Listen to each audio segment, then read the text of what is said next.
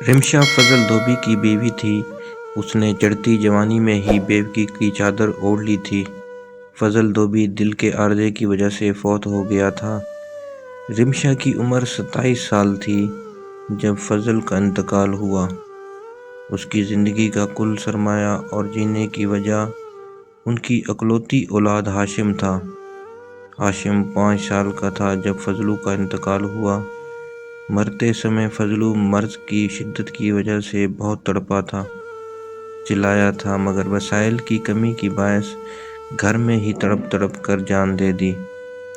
ہاشم جب بھی اپنے باپ کا پوچھتا، رمشا اسے کہتی، موت کا فرشتہ آیا تھا اور تیرے ابا کو اس جگہ لے گیا جہاں کوئی پریشانی نہیں، کوئی دکھ نہیں، سکون ہی سکون ہے، راحت ہی راحت ہے۔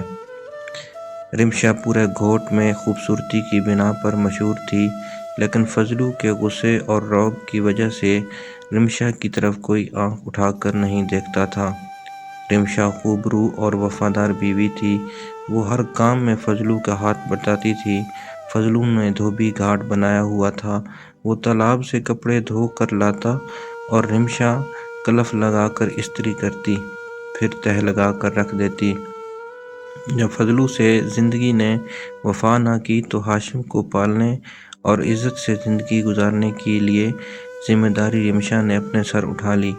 فضلو کی جگہ اب وہ کام دیکھتی تھی، لیکن چند اوباش اسے نیچا دکھانے اور اپنی طرف مائل کرنے کے لیے ہیلے بہانے کرتے رہتے تھے۔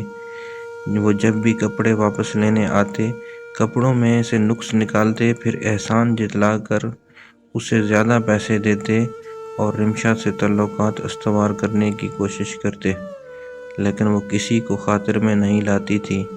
چودھری طفیل گھوٹ کا وڈیرا تھا۔ وہ زمینوں کے ساتھ ساتھ اسے گھوٹ کے مکینوں کو بھی اپنی ملکیت سمجھتا تھا۔